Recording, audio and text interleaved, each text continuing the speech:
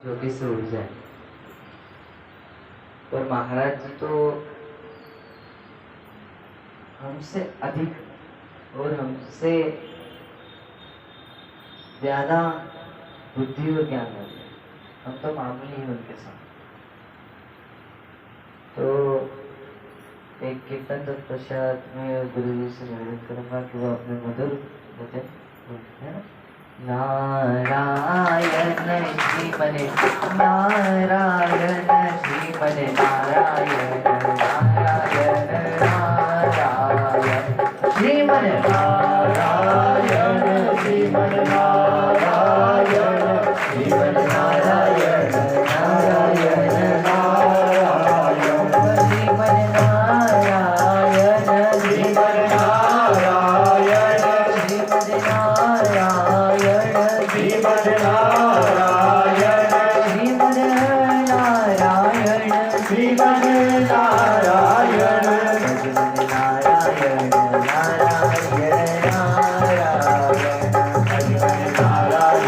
नारायण नारायण श्रीमद नारायण नारायण नारायण श्रीमद नारायण श्रीमद नारायण श्रीमद नारायण श्रीमद नारायण नारायण नारायण श्रीमद नारायण नारायण नारायण माता नारायण माता नारायण पिता नारायण पिता नारायण माता नारायण माता नारायण पिता नारायण पिता नारायण गुरु नारायण नारायण नारायण गुरु नारायण नारायण नारायण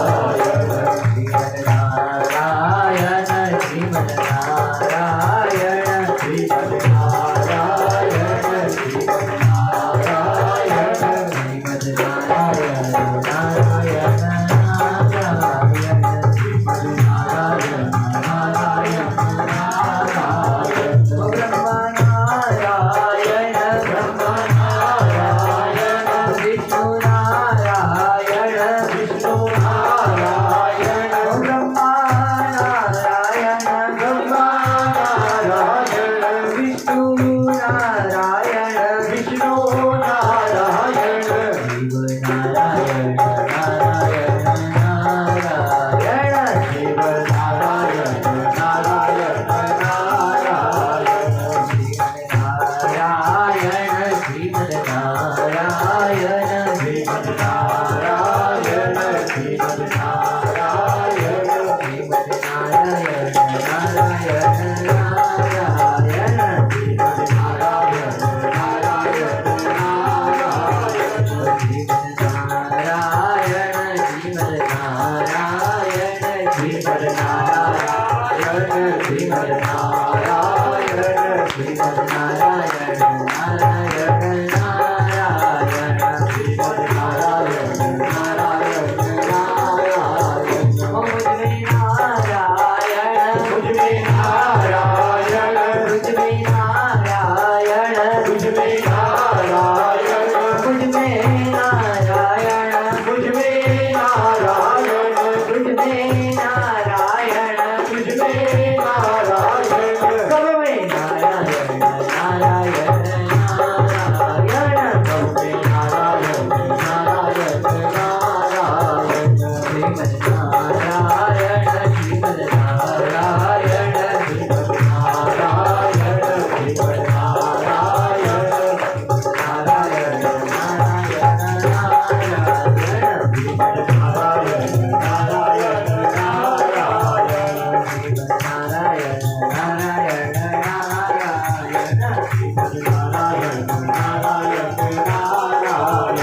श्रीमद नारायण नारायण नारायण बोले नारायण भगवान की जय हो गुरुदेव भगवान की जय हो। बोले उदासीनाचार्य जगत गुरु श्री चंद्र भगवान की जय हो। श्रीमंत बालोग्रास पूरनदास महाराज की जय हो। संत महाराज की जय हो। उदासीन कांच मंदिर की जय हो। श्री महंत बालोग्रास योगेश्वरानंद जी महाराज की जय हो। धर्म की जय हो। अधर्म का नाश हो। प्राणियों में सद्भावना हो। विश्व का कल्याण हो। गौ माता की जय हो। भारत माता की जय हो। सत्य सनातन हिंदू वैदिक धर्म की जय हो। अपने अपने माता पिता की जय हो। गुरुजनों की जय हो। भक्तजनों की जय हो। कथा के रसिक की जय हो। प्रभु श्री रामचंद्र भगवान की जय हो। बागेश्वर धाम सरकार की जय हो। पूज्यपाद सन्यासी बाबा की जय हो। श्री कबरेश्वर धाम सरकार की जय हो। नमः पार्वती पते हर हर महादेव हर हर महादेव। माता पति मैया की जय हो। सभी भक्तजन से निवेदन है कृपया अपने अपने स्थान से थोड़ा आगे की ओर सर जाए ताकि पीछे भी भक्तजन बैठ सके। सर की और आगे सर के आगे बढ़ो सर जाए और बहुत लोग आ सकते हैं अंदर। बोली पुरुषोत्तम भगवान की जय हो।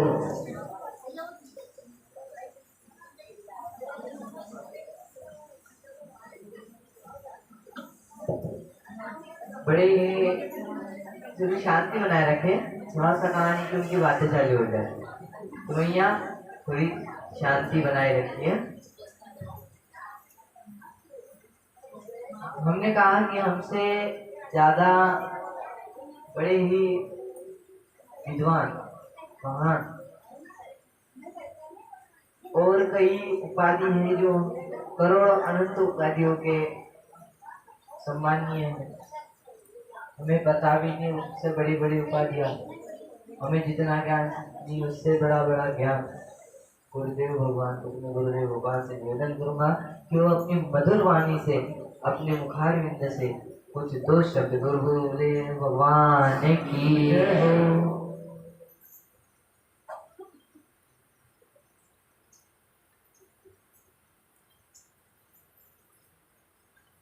बोलिए पुरुषोत्तम मास की जय हो। श्री पुरुषोत्तम भगवान की जय हो।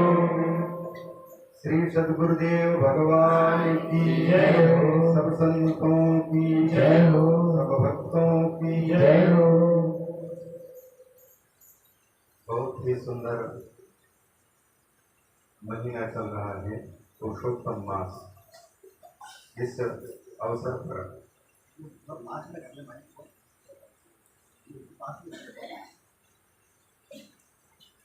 इस मास में परम पूज्य तपस्वी योगीराज पूज्य बाबा सद्गुरुदेव भगवान गोविंदास महाराज जी की कृपा से हम सबको प्रति पुरुषोत्तम मास की भांति इस पुरुषोत्तम मास में भी भगवान की चर्चा करने का और श्रवण करने का सौभाग्य मिला और उनकी ही सत्प्रेरणा से यहाँ की व्यवस्था देख रहे हैं।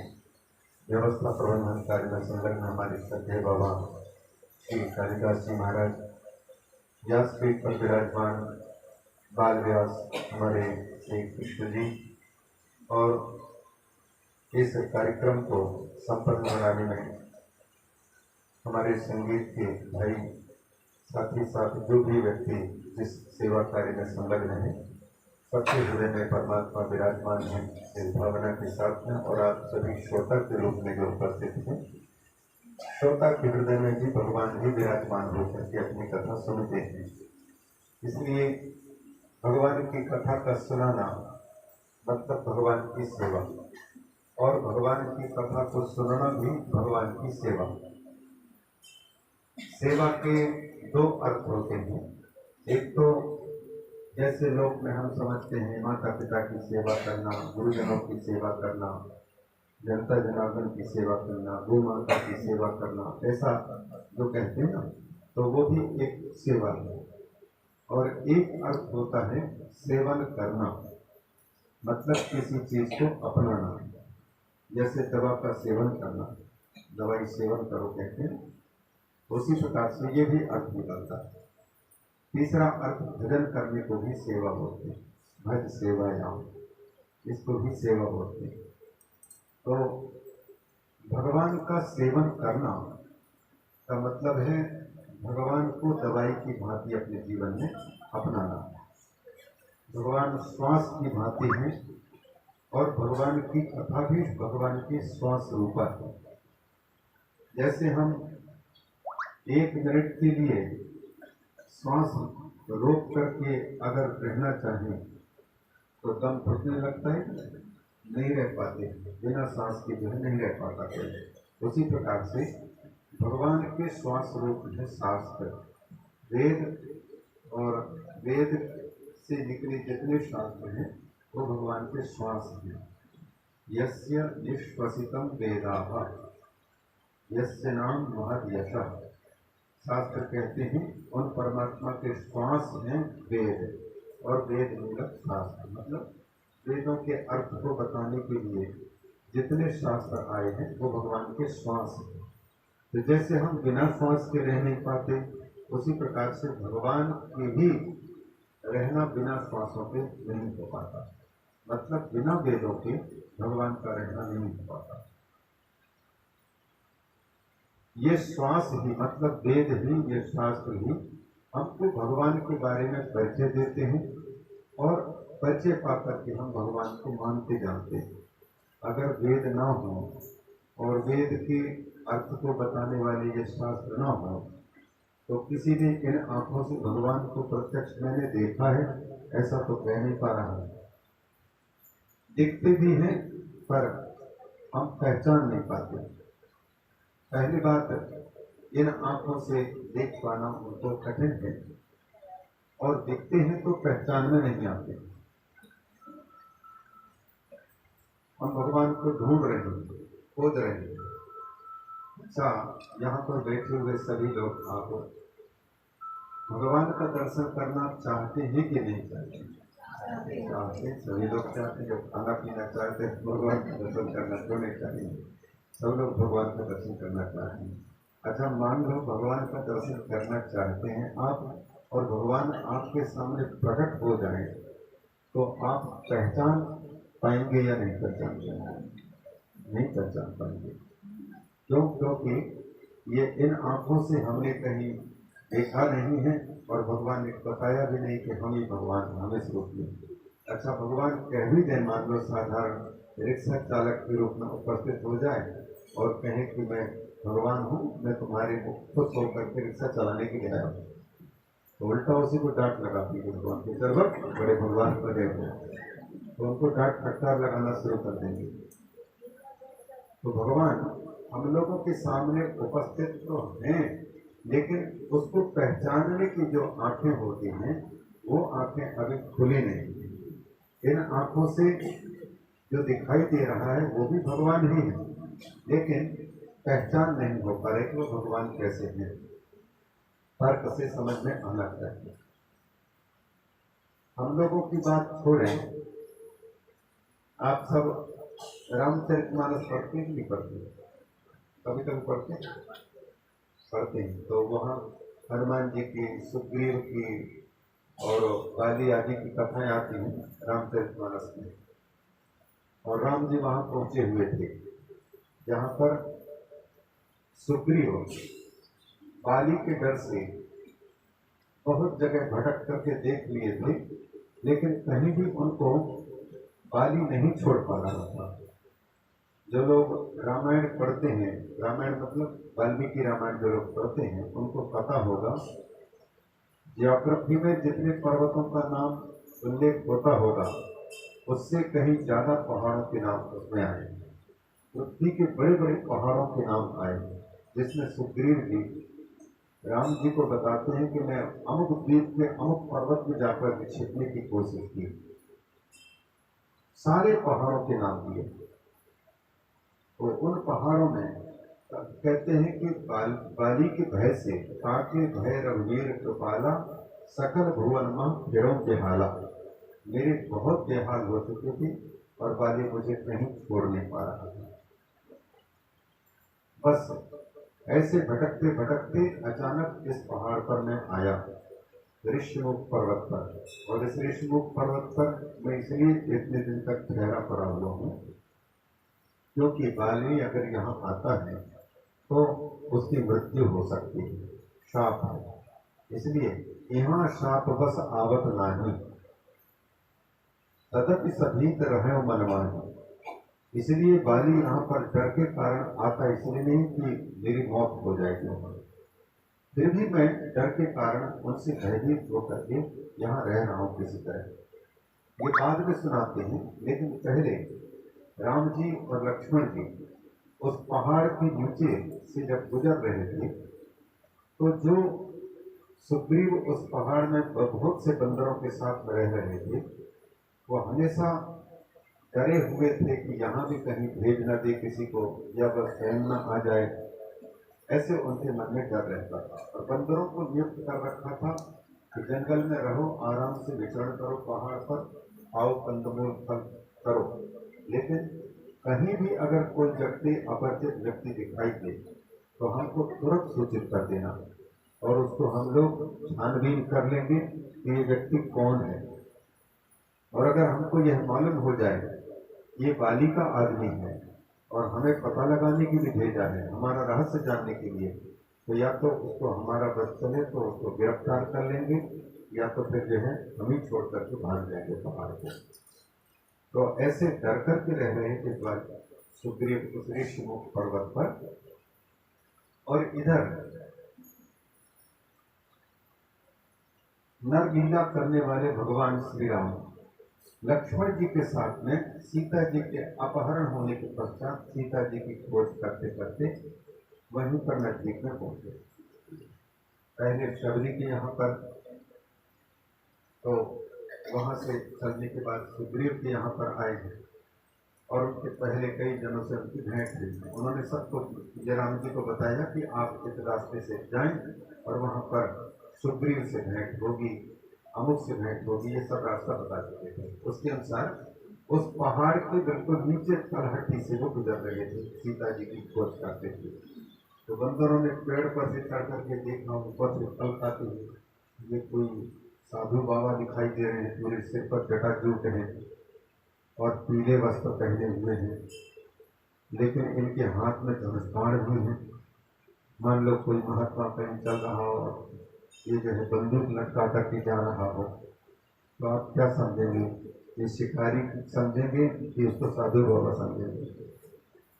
मालूम नहीं पड़ पाएगा ना, क्योंकि एक और तो जटाजूट को देखने से, पीला वस्त्र धारण करने वाले को देख करके साधु महात्मा नजर आ रहे हैं, लेकिन साधु महात्मा है तो फिर बंदूक लेकर के चलने का मतलब क्या रहा? वो तो डाकू का काम है, किसी को या खतरा जिसको है वो आत्मरक्षा के लिए रख सकता है, पर वो धनुष बाण दे करके घूम रहे हैं और उनके सिर पर जटाजूट है। तो उनको देख करके बंदरों ने आकर के सुग्रीव को बताया, महाराज कोई दो राजकुमार हैं कि साधु बाबा हैं, वो नीचे घूम रहे हैं। वो कैसे लग रहे हैं? तो बोले आदमी की तरह लग रहे हैं। तो सुग्रीव ने कहा कि मैं तो मानता हूं कि आदमी होंगे, लेकिन वो उनको देखने से कोई खुफिया एजेंसी के लोग लग रहे हैं, गुप्तचर विभाग के लोग लग रहे हैं, ये कोई साधारण लग रहे हैं। तो उन्होंने पहचान बता दी, वो सिर पर जटाजूट हैं और पीतांबर धारण किए हुए हैं, देखने में अच्छे लगते हैं, लेकिन जटा देखने से तो ऐसा लगता है कि कोई महात्मा होंगे, अवश्य वेश धारण किए हुए, लेकिन धनुष देख करके हमको ऐसा लगता है कि कोई राजकुमार होंगे जो शिकार खेलने के लिए जंगल में शिकारी शिकार की तलाश में निकले हुए हैं। सुग्रीव ने जब बातें सुनी तो बोले कौन हो सकते हैं, तो इनका पता लगाना चाहिए ये कौन है। तो सारे बंदरों को बिठा करके पूछताछ करने लगे, ये कौन हो सकते हैं। तो कोई निर्णय नहीं कर पा रहे थे, ये यहाँ तो संशय हो रहा है, संदेह हो रहा है, या तो फिर ये कोई आदमी हो सकते हैं या तो फिर कोई शिकारी हो सकते हैं, क्योंकि दोनों के दोनों। तो इस प्रकार के संदेह उत्पन्न होने लग जाए। मतलब एक ही चीज को देखो और एक ही चीज को हम निर्णय न कर पाए कि ये रस्सी है कि सांप है, खंभा है कि आदमी है, ये पता न लगने पाए थे, उसको कहते हैं संशय, संदेह। तो संदेह की निवृत्ति के लिए मैंने शंका को दूर करने के लिए कुछ न कुछ विचार करना पड़ता है। तो बंदरों को बुला करके और सुग्रीव ने कहा कि इनको पता लगाने के लिए किसी को भेजा जाए ताकि जानकारी में आ जाए कि कौन है, उसके अनुसार फिर इनके साथ व्यवहार किया जाएगा। तो प्रश्न यह उठा कि इनमें से किसको भेजा जाए इनका पता लगाने के लिए, इनकी बातचीत से जो अंदर की बात निकालने और उनकी बातों से जब हम लोगों को पता लग जाए कि इस काम से आए हुए हैं, अमुक व्यक्ति हैं, अच्छे आदमी हैं कि बुरे आदमी हैं, आदमी बाली के हैं या बाली के संपर्क में नहीं रहने वाले कोई हैं। और मैं निर्णय करने लगे कि किसको भेजा जाए। आखिर में हनुमान जी महाराज पर सबकी दृष्टि गई। उन्होंने कहा कि जी हम लोगों में से ज्यादा बुद्धिमान भी हैं, बलवान भी हैं हनुमान जी, अतुलित बलधामम, इनकी ताकत इतनी है कि अगर इनके साथ में कोई टकरा जाए तो ये निपट भी सकते हैं। और बुद्धिमताम वरिष्ठ अतुलित बलधामम हे स्वर्ण शैलाभदेहम धनुज बल पिशाणम, अगर कोई राक्षस आ जाए, दानव आ जाए तो उनको जलाने के लिए, तो मानो जंगल को जलाने के लिए आग, जंगल में लगी हुई आग जला देते, उसी प्रकार से राक्षसों की समाप्ति करने के लिए हनुमान जी अग्नि की भांति, दावानल की भांति है। तो ये हनुमान जी और बुद्धिमान भी हैं, बुद्धिमान ज्ञानी नाम अग्रगण्य, ज्ञानियों में अग्रगामी बुद्धिमानों में बड़े श्रेष्ठ है कि कोई व्यक्ति ना भी बोले तब भी समझ जाएंगे कि इसके हाव भाव से पता चलता है कि ये व्यक्ति अमुक होगा। तो उन्हीं को सब लोगों ने निर्णय करके कहा कि हनुमान जी को भेजा जाए, वही बता सकते हैं कि ये कौन है, कैसे आए। तो हनुमान जी वहां जाते हैं। हनुमान जी जाते हैं, लेकिन जैसे गुप्तचर विभाग के लोग हम लोगों के बीच में ही रहते हैं, लेकिन पता नहीं लग पाता, साधारण वेशभूषा में रहते हैं तो पता लगाते रहते हैं कि कौन व्यक्ति क्या कर रहे हैं, कैसे, और पूछताछ करके याद कर लेते हैं और जो नोट करना है वो नोट करके रख लेते हैं। वैसे ही गुप्तचर विभाग के अधिकारी की भांति हनुमान जी पहुंचे। तो हनुमान जी जब पहुंचते हैं तो रूप छिपा कर भी जाना, अब रूप छिपा करके जाना, एक तो बंदर, लेकिन बानर का रूप छिपा करके उन्होंने कौन सा रूप धारण किया, नर रूप धारण किया। नर माने मनुष्य का रूप, मनुष्य का रूप धारण किया। वानर ने नर का रूप धारण किया। और नर में भी श्रेष्ठ कहलाते हैं ब्राह्मण, चारों वर्णों में से श्रेष्ठ कहलाते हैं, जो भगवान के गुणों के आधार पर और उसके अनुसार ये कर्मों के आधार पर भगवान ने सारे वर्णों की व्यवस्था की है। तो उन्हीं के गुण धर्मों प्रकट होते समय समय के अनुसार। तो ऐसा हनुमान जी ने विप्र रूप धरी कपिल, ब्राह्मण का रूप धारण करके कहाँ गए, राम जी के सामने गए। राम जी के सामने गए और राम जी को वो पसंद नहीं।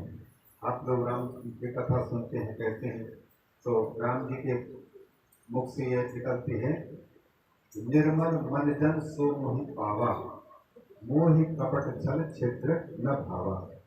मुझे तो निर्मल मन वाला पसंद है और सरल भोले भाले, ठगाए जाना पसंद है और किसी को ठगना पसंद नहीं। जैसे बलि पर भगवान बड़े खुश हुए, क्यों? क्योंकि बलि को भगवान ठगने के लिए जा रहे हैं, छलने के लिए रहे, छल के बहाने रूप छिपा कर छोटा रूप धारण करके जब जा रहे हैं तो बलि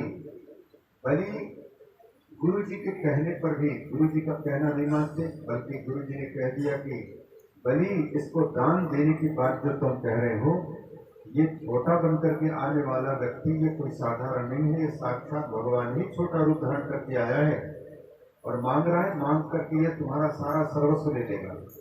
तो बलि ने कहा कि प्रभु गुरुदेव आपने बड़ी कृपा की, आपके चरणों को मैं प्रणाम करता हूँ। और सही बात है, गुरु गोविंद दो खड़े पाके लागू पाए, बलिहारी गुरुवाप की गोविंद दियो बताए। मैं तो पहचान भी न पाता, ये गोविंद आए हैं, आपने पहचान करा दी, इसलिए आपको प्रणाम बार बार।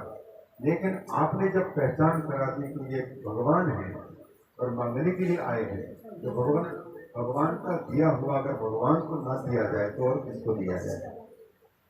भगवान की संपत्ति भगवान की दी हुई है तो उन्हीं के लिए है, उन्हीं की सेवा के लिए है।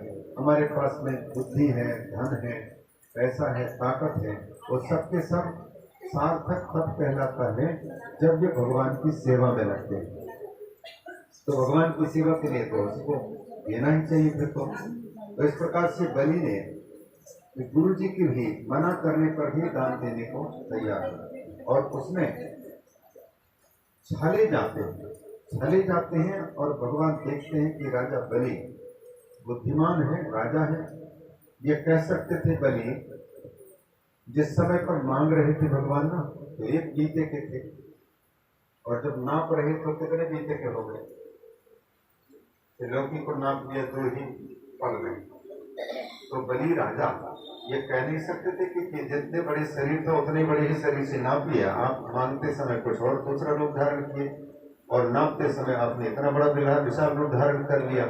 ये अन्याय है, हम नहीं देंगे, ऐसा कह सकते थे। लेकिन राजा बलि ने कुछ नहीं कहा, मुख से जो निकल चुका है उसको करना है। तो राजा बलि अपने वचन पर जब अटक रहे तो जानते हुए, इसलिए भगवान आखिरी में जो कहते हैं ब्रह्मा जी के कहने पर, ब्रह्मा जी ने कहा कि प्रभु हद हो गई, आपने इसका सारे आरी संपत्ति दे दी यहाँ से लेकर के और ब्रह्मलोक तक की जो त्रिलोकी है ये 2 ही पग में नाप दिया। और तीसरे पग रखने के लिए आपने जब कहा कि मैं तीसरा पग कहाँ रखूं, तुमने 3 पग भूमि दान का वचन दिया था, पूरी नहीं करने के कारण नरक में गिरोगे, ऐसा कहा था। तो इन्होंने आपके चरणों में सिर झुका दिया कि प्रभु पदम निजम तृतीयम पूर्व शीर्षे, मेरे सिर पर आप अपना पांव रख दीजिए। अभी तक तो आपने मिल्कियत को ली, मालिक को भी दे दी, सर्वसमर्पण कर दिया। और उसमें भी भगवान ने गिरफ्तारी भी करवा रखे थे। इसलिए ब्रह्मा जी को लगा कि ये तो हद हो गई है, ये इसका सब कुछ ले दिया, सब कुछ स्वयं को भी दे दिया उसने, और ऊपर से इनको जो गिरफ्तारी कर लिया, नाक का उसमें बड़ों का कुर्बान किया गया है। तब फिर ब्रह्मा जी को भगवान समझाते हैं कि देखो ब्रह्मन, तुम समझोगे नहीं, ये सच है कि राजा बलि पीछे कदम नहीं हटाया। इसको हमने छल भरी बातें की, मांगा हमने 3 पग भूमि, मांगते समय छोटा रूप धारण किया और लेते समय तीनों को नापने के लिए विशाल रूप धारण कर लिया, लेकिन इन्होंने कुछ प्रतिकार नहीं किया। अपने आप को छले जाने के लिए पूरी तैयारी की। इनका मन इतना निर्मल है कि इन्होंने मुझे जीत लिया, और यही कारण है कि सारी दुनिया को सब कुछ देने वाले भगवान अपने भक्त के सामने हाथ पसारते हैं। मतलब भक्त को अपने से ऊंचा बना देते हैं और भक्त के सामने अपने आप को छोटा कर देते हैं। तो निर्मल मन, जिनका मन निर्मल है, जानते हैं कि हमारे साथ में अमुक व्यक्ति कपट कर रहा है, जानते हैं कि हमारे साथ में अमुक व्यक्ति धोखा दे रहे हैं, लेकिन उसके धोखा देने में अगर हम सहायता पहुंचा देते हैं और वो सफल हो जाता है, अपने छलने में सफल हो जाता है, तो जीत हमारी है, उसकी नहीं। उसकी प्रसन्नता को प्राप्त कर लो, छला हो जाएगा, छले हम नहीं जाएंगे।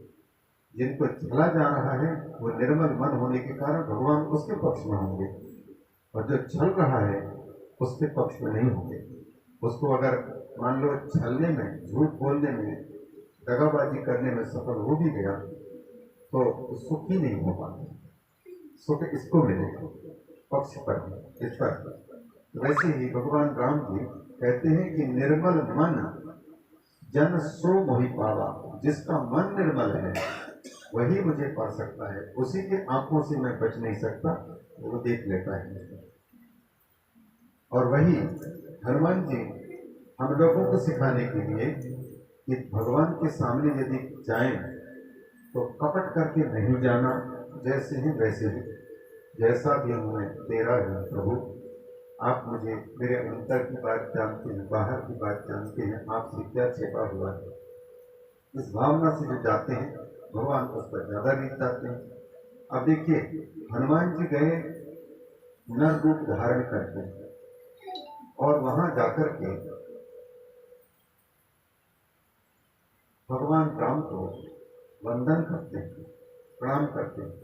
तो प्रणाम करते समय पर राम जी कहते हैं कि विप्र देवता जी कहाँ उल्टी गंगा बहा रहे हैं, हम क्षत्रिय हैं, क्षत्रिय ब्राह्मण के चरणों में गिरना चाहिए और आप विनम्र हो रहे हैं। हमको तो लगता है कि आप कहीं दूसरे तो नहीं हैं। हनुमान जी ने अब एक बात है, हनुमान जी 8 प्रहर भगवान के चिंतन में, ध्यान में, भजन में भग्न रहते थे। 8 याम का मतलब है दिन के 4 याम, 4 प्रहर, और रात्रि के 4 प्रहर। 3-3 घंटे का एक प्रहर होता है। सवेरे 6 बजे से लेकर के 9 बजे तक एक प्रहर हुआ, फिर 9 से 12 बजे तक हो जाए तो 12 बजे को क्या बोलते हैं आप, दोपहर बोलते हैं ना, दूसरा प्रहर हुआ पूरा। फिर 3 बजे तक 3 घंटे तीसरा प्रहर, फिर 3 से 6 बजे के 3 घंटे हुए तो चौथा प्रहर। ये 4 प्रहर। शिवरात्रि आती है तो रात्रि की 4 प्रहर की पूजा होती है, रात्रि के 3-3 घंटे की। तो 8 प्रहर हनुमान जी हमेशा भगवान के चिंतन में रहते थे। मेरे इष्ट देव प्रभु राम विष्णु उनके चिंतन में रहते, और वही भगवान हनुमान जी के सामने उपस्थित हैं, सीता जी की खोज में निकले हुए लक्ष्मण जी के साथ। तो वहां पर सबसे पहले तो हनुमान जी वाल्मीकि रामायण के अनुसार पूछते हैं कि कौ भगवंतौ, आप दोनों कौन हैं, कुतः आया तो, कहाँ से आए हैं, स्वगन तब्जम, कहाँ जा रहे हैं, कहाँ जाना है। लक्ष्मण जी देखने लगे कि बाप रे, वही क्यों कितने संस्कृत में बोल रहे हैं, नूनम नव व्याकरणार्थ वेत्ता बहु व्याहरता नेना न किंचित अपभाषिता। वाल्मीकि रामायण की पंक्ति है, वो कहते हैं इन्होंने बहुत बोला संस्कृत में, लेकिन संस्कृत भाषा में कहीं भी इनकी अशुद्धि देखने को नहीं मिल रही, इतने अच्छे बात बोल रहे हैं। भगवान राम मुस्कुरा रहे थे, ये पंडित जी कोई साधारण नहीं है। तो लक्ष्मण जी भी देख रहे थे। तो फिर उन्होंने परिचय पूछा कि को तुम श्यामल गौर शरीरा क्षत्रिय रूप ग्रह दिया। भगवान आप को मैं पहचान नहीं पा रहा हूँ, महापुरुष आप अपना परिचय दीजिए कि क्षत्रिय की वेशभूषा है, घूम फिर रहे हैं और पांव में चप्पल जूते कुछ नहीं हो, कंठ का किरण जंगल में आप घूम फिर रहे हैं। आपको देखने से हमारा मन सहज ही आकर्षित हो रहा है, आपका रूप बड़ा सुंदर है।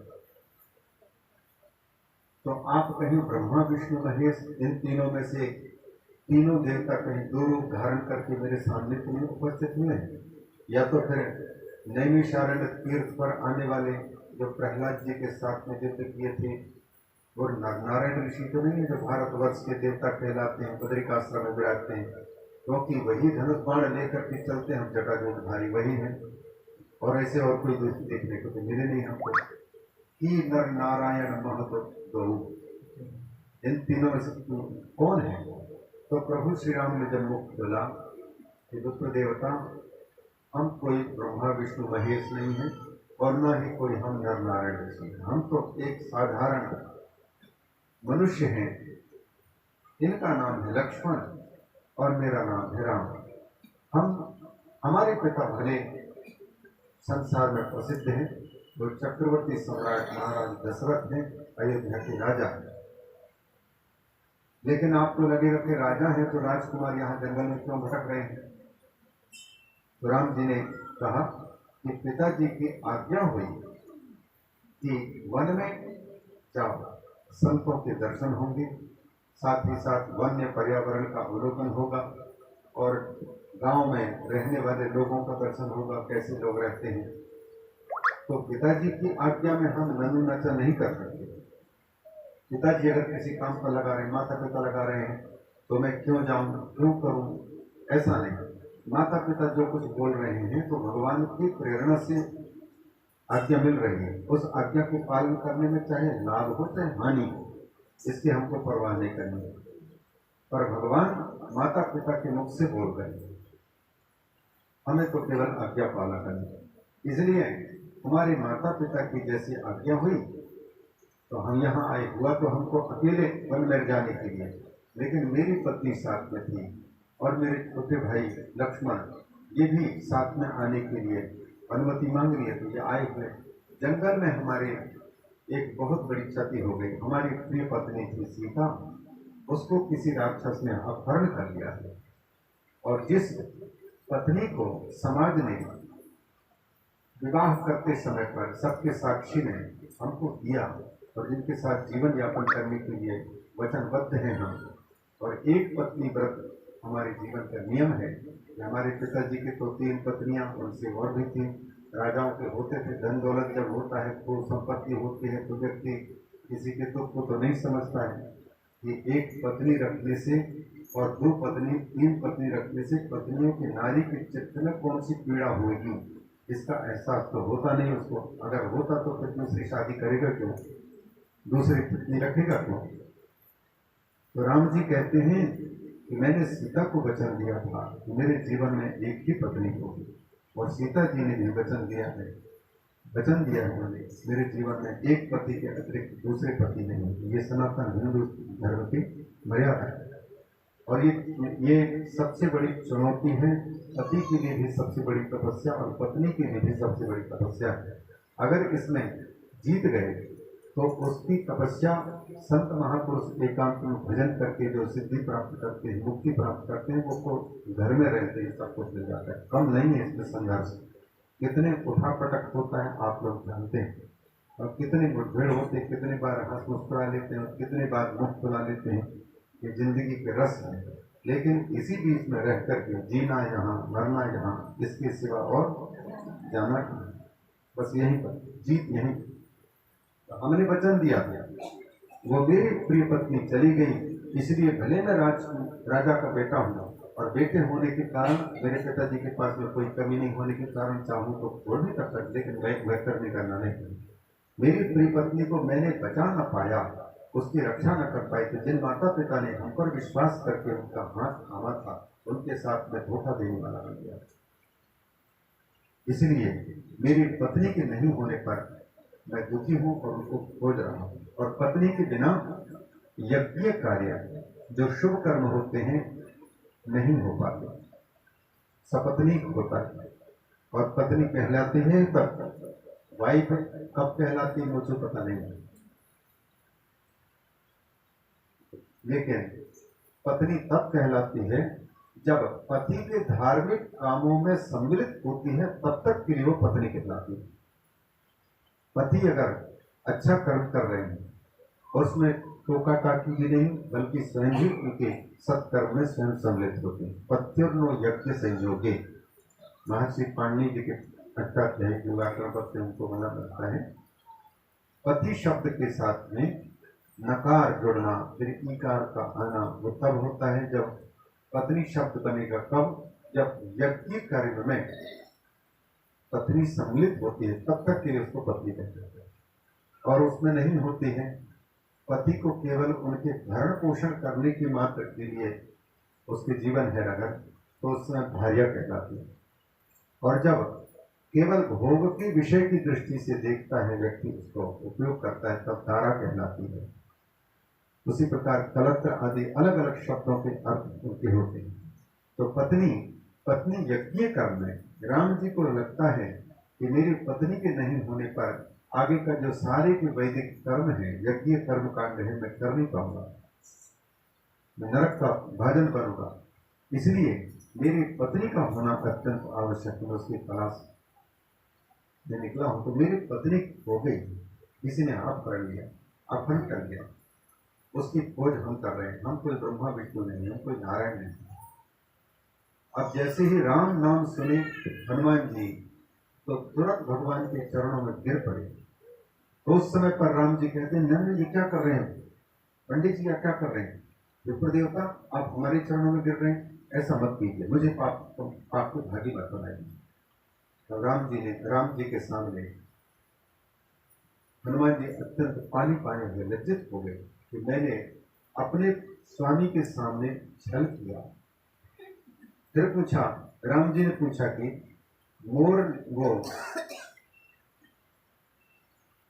राम जी ने पूछा कि आपन चरित कहा हम गाई, विप्र कहा निज कथा बुझाई।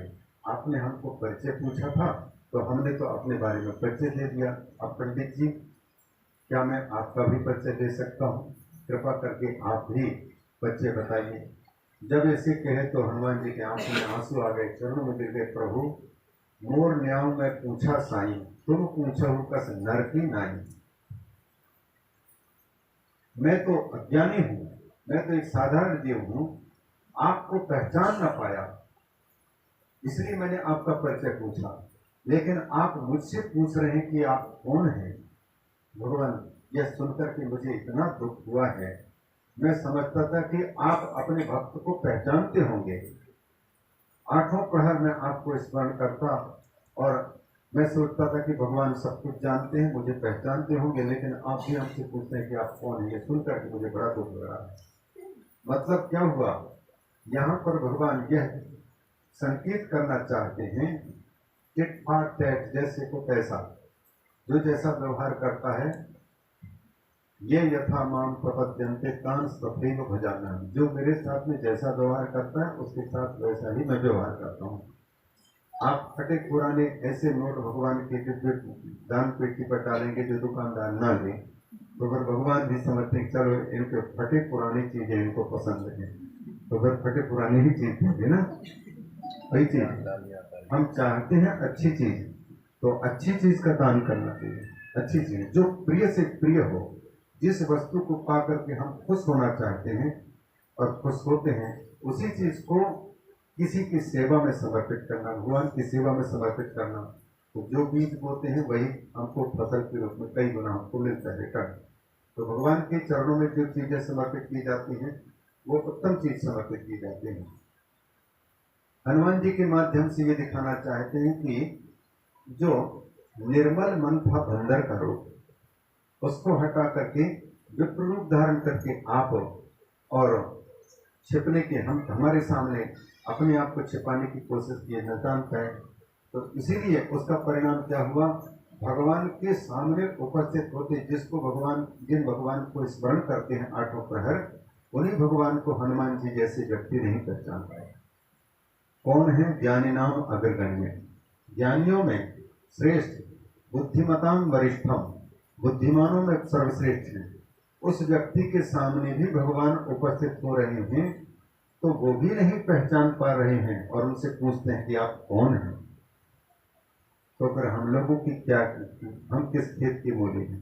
हम सबके सामने भी भगवान उपस्थित हैं, बस भगवान को पहचानने के लिए आंखें चाहिए। आंखें, वो आंखें हैं अंदर से। आप भले जाने को तैयार हो जाए, कोई आपसे कपट करता है तो करने दो उसको, लेकिन हम अपने ठीक रास्ते पर हैं तो हम पवित्र होंगे, जीत हमारी होगी। और कपट जो होता है वो कपट को भगवान को बिल्कुल प्रिय नहीं, हर व्यक्ति को पसंद नहीं। वो हमारे साथ कुछ कर रहा है, कुछ कर रहा है, लेकिन उसी के स्तर पर अगर हम उतरते हैं तो वो भी ये भगवान को सही नहीं। तो इसीलिए निर्मल मन जन सो मोहि पावा। हम ये कह रहे थे कि आप लोग भगवान के दर्शन करने के इच्छुक हैं, तो आपने सबने कहा हाँ हम हैं, हम दर्शन करने के इच्छुक हैं। लेकिन आपकी पत्नी के रूप में, आपके पुत्र के रूप में, आपकी बेटी बेटों के रूप में, घर के सदस्यों के रूप में जो खेल रहा है उसको आपने अभी तक नहीं पहचाना। ये आंखें जब खुलेंगी तब आप जिसको खोज रहे हैं ना, वो कहीं नहीं आपके अंतर में बैठ करके, और वो एक ही व्यक्ति पूरे परिवार में खेल रहे हैं। अगर निर्मल चित्त है, भगवान की सच्ची भक्ति अगर जाग चुकी है, तो आपके साथ में पति धोखा दे रहे हैं, पत्नी छलावा कर रही है, बेटे बेटियां हमारे साथ में गलत कर रहे हैं, माता पिता भी गलत कर रहे हैं, फिर भी आप अपनी सरलता को नहीं छोड़ेंगे तो जीत आपकी ही होनी, क्योंकि पक्ष में आपके रहेंगे भगवान। भगवान आपके पक्ष में होंगे, छलने वाले के पक्ष में नहीं होंगे। इसलिए ये जो पुरुषोत्तम है, पुरुषोत्तम मास में जो मल मास है, वो उसने अपनी दीनता नहीं छोड़ी, वो जैसे हैं वैसे ही पहुंच करके भगवान के सामने प्रार्थना करते थे। उसी प्रकार से हम लोगों को भी अंतर में बुराइयां तो बहुत हैं, हर व्यक्ति को पता लग जाता है, और नहीं पता लगता है तो दूसरा व्यक्ति दर्पण की भांति है, बता देता है, लेकिन उसकी बातें सह पाने में कठिनाई होती है। जो सच्ची बात होती कड़वी लगती है। अगर कोई कहते कि तुम झूठ बोल रहे हो, तुमने हमको धोखा दिया, और सचमुच हमने धोखा दिया भी होगा, फिर भी वो बात हमको पसंद नहीं आती, क्योंकि छोटा बच्चा है, छोटे बच्चे के घाव को साफ कर रही है अगर माँ, तो बच्चे को तो लगेगा कि माँ हमारे साथ में ठीक व्यवहार नहीं कर रही, गुस्सा करेगा वो। तो माँ को पता है इसके घाव को धुलने की लिए कोशिश कर रही है, तो लेकिन बच्चे को नहीं लगे, उसको तो लगेगा कि मम्मी पापा हमारे साथ में ठीक नहीं कर रहे, उनको बुरा लगता है। वैसे ही कथा में बहुत सी बातें आती हैं, वो हमारे चित्त को निर्मल करने के लिए आती हैं। निर्मल चित्त जिस दिन हो जाएगा, आप इतने आनंद मग्न हो सकेंगे, आनंद, सुख ही सुख, सुख ही सुख, आपको कोई दुखी कर ही नहीं सकता, परेशान हो ही नहीं सकते। परेशानियां, आंसुओं का आना, विपत्तियों का होना, परेशानियां इसलिए लग रही क्योंकि हमारा अंतर अभी बिगड़ा हुआ है। तो कचरा को साफ करने में भी सारे प्रयास करते हैं, और एक जन्म नहीं कई जन्म लग जाते हैं।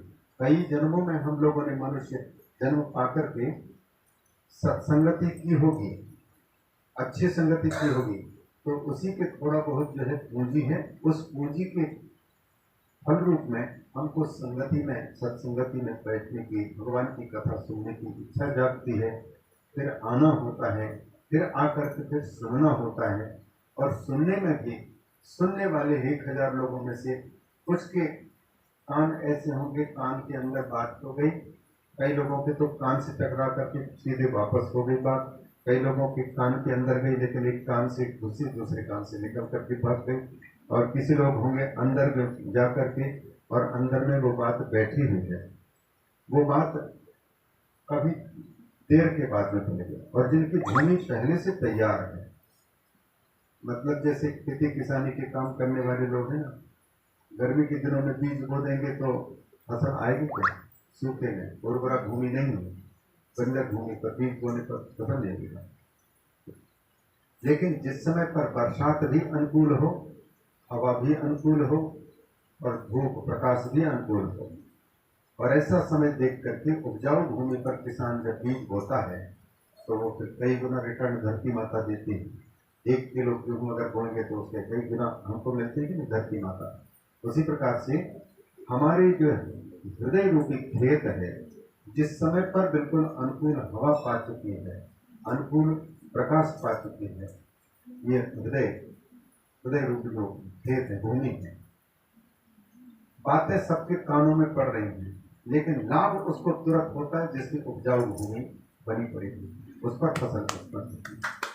इसलिए अंदर की, और ऐसी बात नहीं है कि मतलब जो बातें हम सुन रहे हैं ये व्यर्थ जाएंगी, ऐसी बात नहीं।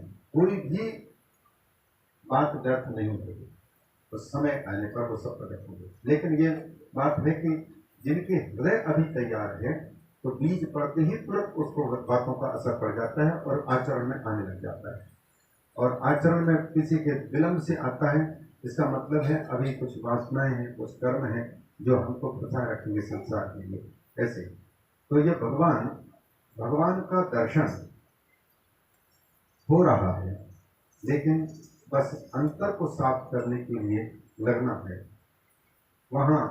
और हर व्यक्ति के साथ साथ में ये अनुकूल परिस्थिति, प्रतिकूल परिस्थिति आती है, उनमें पीछे हार मान करके पीछे नहीं मुड़ना है, लगना है, स्वयं को हार मनवा करके सामने वाले को जिताना है, सामने वाले को जिताना है। लेकिन भगवान परिणाम देंगे उल्टा, हारे को हरिनाम, हारे को ही जिताएंगे। और जो अपने बुद्धि के ताकत लगा करके भगवान के या शास्त्र के विरुद्ध कदम रखता है, तो भगवान उसके पक्ष में होते हैं।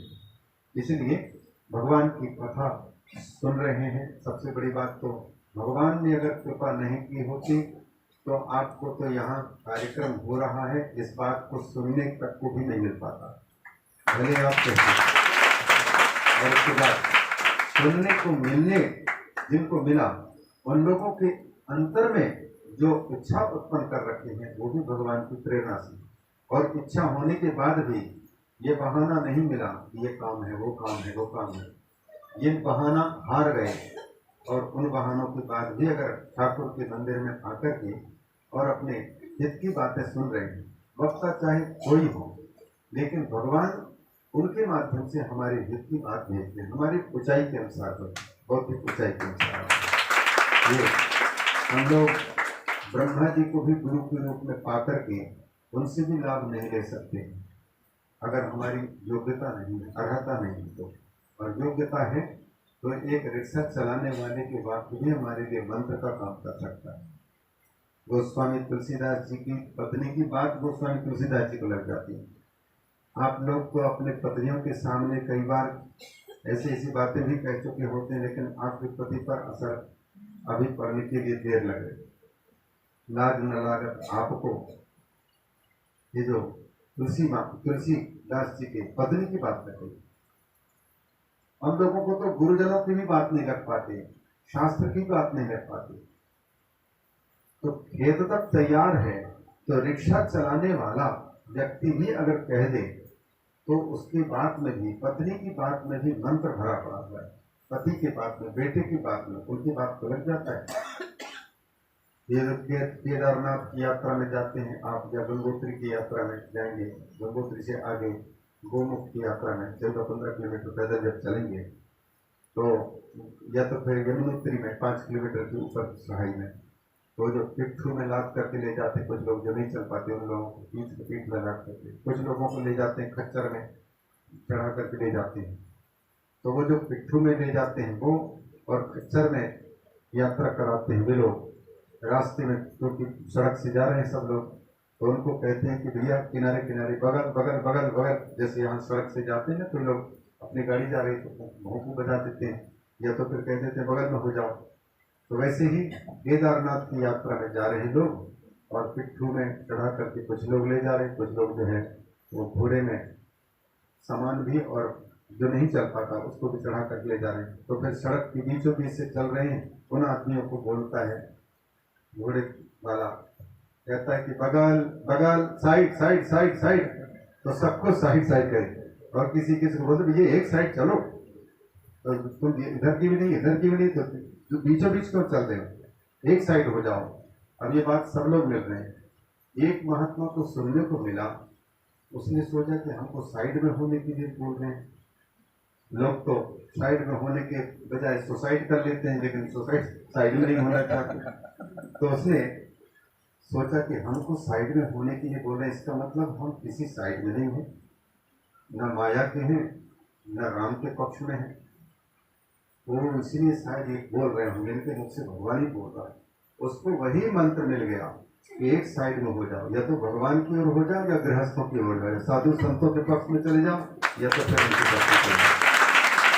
उन्होंने तो, बोलने वाले ने तो साधारण वाक्य बोला, लेकिन जिसके खेत तैयार है उसकी चीज उसको मिल जाती है। हमारे जैसे भावना होती है उसके अनुसार वाक्य का अर्थ दे जाता है। इसलिए वक्ता के मुख से शब्द चाहे कुछ भी आ रहे हों, उनके अर्थ कान में सुनने वाले व्यक्ति के चित्त में प्रवेश करके वो अपना अर्थ निकाल लेते हैं। कोई उसका दूसरा अर्थ निकाल लेते हैं, कोई दूसरा अर्थ निकाल लेते हैं, ये अपने हृदय के अनुसार। तो ये भगवान की बड़ी सुंदर कथा यहाँ पर चल रही है।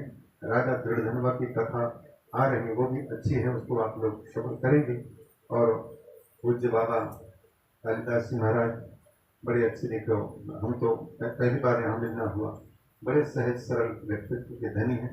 जो भी प्रेरणा उनसे प्राप्त होती है उन प्रेरणाओं के अनुसार हम लोग इस आश्रम में आपके, देखो अच्छा है, संतों ने अगर एक पेड़ लगा के रखा है यहाँ, तो इतने लोगों के भविष्य को भगवान ने उनके अंतर में विराजमान होकर के देखा होगा।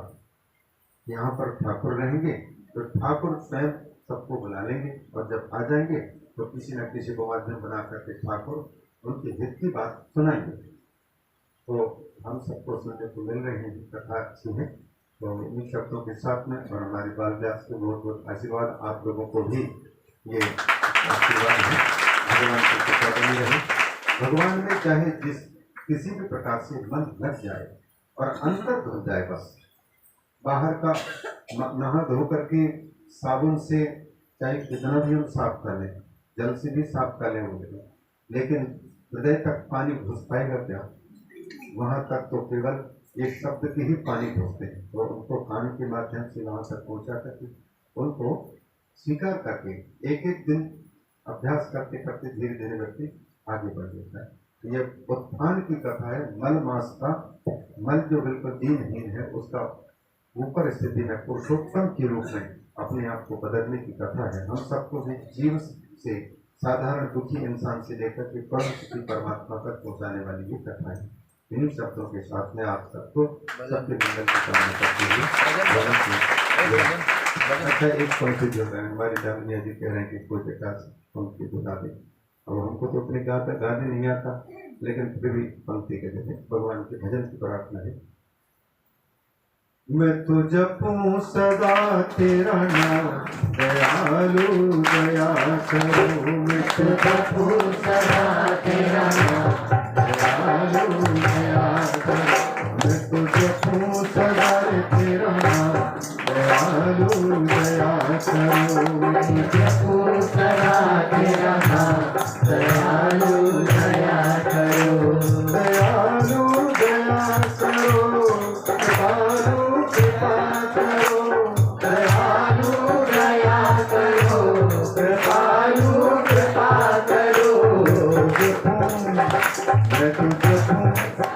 मैं तुझे सदा तेरा नाम दयालु दया करो। मैं तुझे सदा तेरा नाम दयालु दया करो। मैं तुझे सदा हरि नाम दयालु दया करो। मैं तुझे सदा हरि नाम दयालु दया करो। कृपालु कृपा करो। कृपालु कृपा करो। दयालु दया करो। दयालु दया करो। सीताराम राम राम सीताराम राम राम सीताराम राम राम सीताराम राम राम सीताराम राम राम सीताराम राम राम सीताराम राम राम सीताराम राम राम। राधे श्याम श्याम श्याम राधे श्याम श्याम श्याम राधे श्याम श्याम श्याम राधे श्याम श्याम श्याम राधे श्याम श्याम श्याम राधे श्याम श्याम श्याम राधे श्याम श्याम श्याम राधे श्याम श्याम सीताराम राम राम सीताराम राम राम सीताराम राम राम सीताराम राम राम सीताराम राम राम सीताराम राम राम राधे श्याम श्याम श्याम राधे श्याम श्याम श्याम राधे श्याम श्याम श्याम राधे श्याम श्याम श्याम राधे श्याम श्याम श्याम राधे श्याम श्याम श्याम राधे श्याम श्याम श्याम राधे श्याम श्याम श्याम सीताराम राम राम राधे श्याम श्याम श्याम राधे श्याम श्याम श्याम सीताराम राम राम सीताराम राम राम राधे श्याम श्याम श्याम राधे श्याम श्याम श्याम बोले पुरुषोत्तम भगवान की जय। बोले गुरुदेव भगवान की। हमने ही बड़े भाव से गुरुदेव की इस मधुर वाणी को हमने श्रवण किया, और जो भी श्रवण किया वह अपने चित्त में, अपने व्यवहार में, अपने चरित्र में, अपने जीवन में अवश्य अपनाए और उसे रोज लागू करे। जो गुरुदेव ने आपको बताया, गुरुदेव ने आपको जो शिक्षा दी, उसको अपने जीवन में उतारे और वह सार्थक। बोलो गुरुदेव भगवान की जय हो।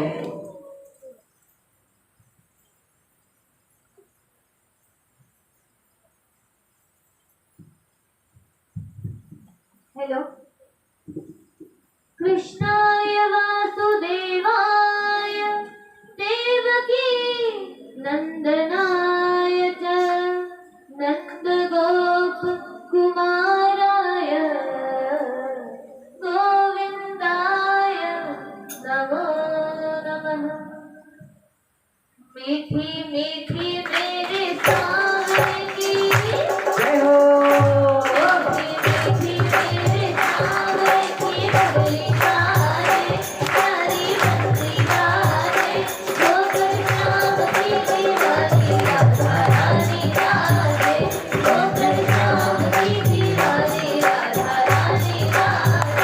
Thank you.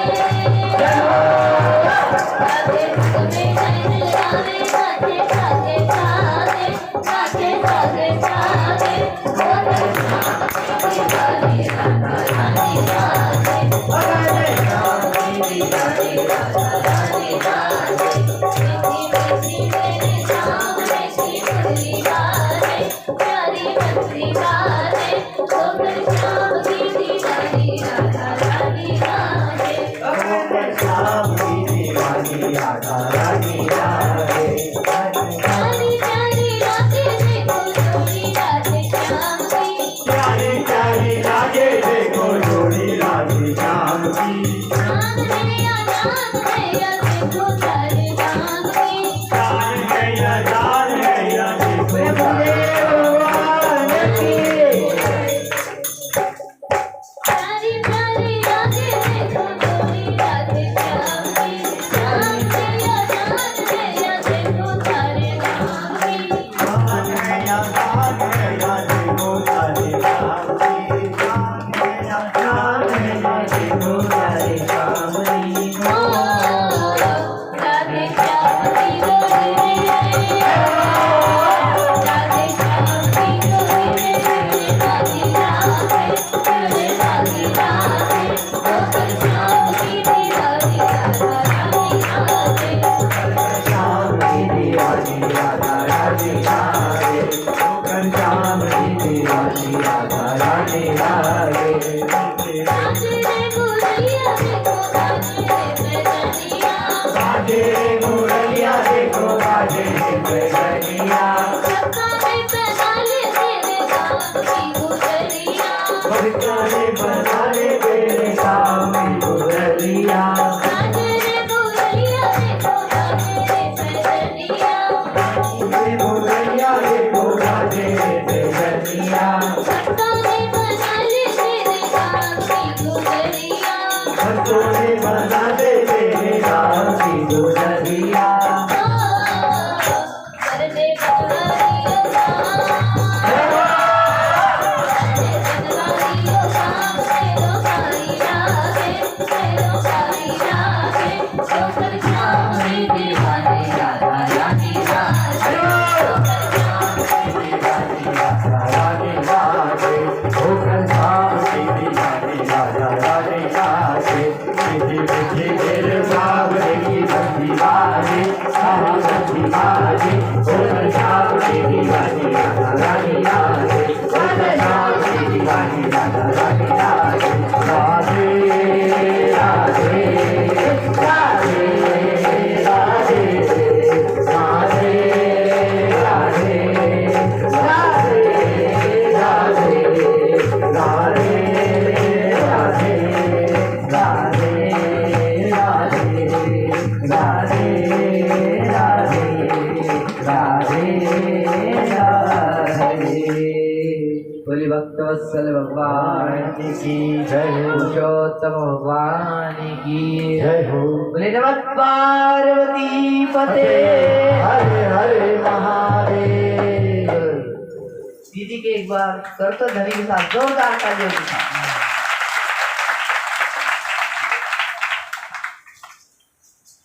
माता सरस्वती इनके कंठ में विराजती और वाणी में इनके आवाज से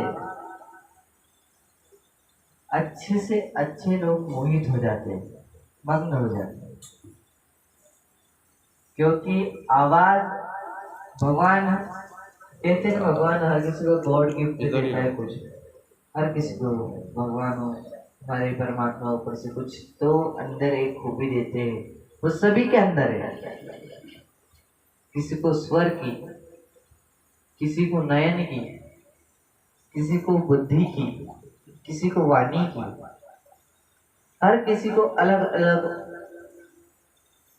उसके अंदर खूबियां होती है। और कई वैसे दीदी के अंदर वाणी, उनकी आवाज, उनकी मधुरता, जिससे जितना कहा जाए उतना कम होगा उनकी प्रशंसा। इनके आवाज में साक्षात मां सरस्वती का वास। बालिका उर्वशी बनवारी शर्मा, बहुत ही बढ़िया सुंदर भजन गाया इसने। एक बार जोरदार और तालियां।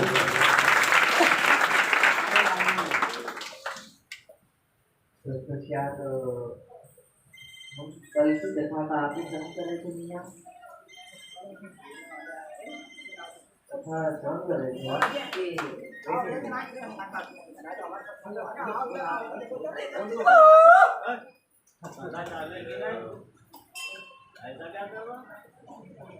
कल गुरु ध्वज नाम का राजा हे गुरु मेरा लिया तो वो राजा इसके लिए कि नहीं बहुत ही धार्मिक था।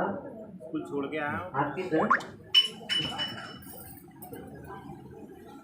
कल हमने एक प्रसंग में निकाला था कि मंदिर की साफ सफाई का। देखो एक भी मेरी माँ दिखी नहीं जा कुछ, हाँ एक दो कुछ रहते हैं 4-5 जो हमेशा ऑलरेडी वाले हैं। आप तो भाई कुछ सेवा कर दिया करो, 10 मिनट, किसी को ज्यादा देती है तो 5 मिनट, क्योंकि भगवान ने जब आप इस भवन का मंदिर का साफ सफाई करते हो, जितनी आप एक झाड़ू लेकर साफ करते हो, जितना कचरा आप निकालते हो, उतना कचरा आपके मन से, आपके चरित्र से, आपके व्यवहार से उतना कचरा निकलते ही जाता है। जितना आप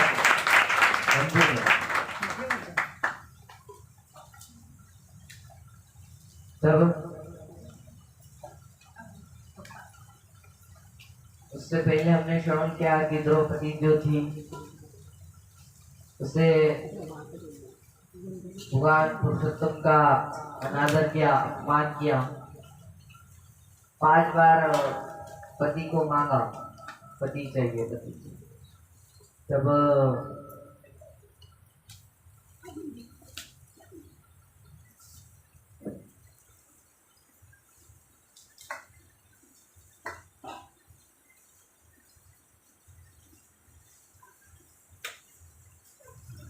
जिससे जो सेवाएं बनती है वो प्रदान करे, वो द्रौपदी जो थी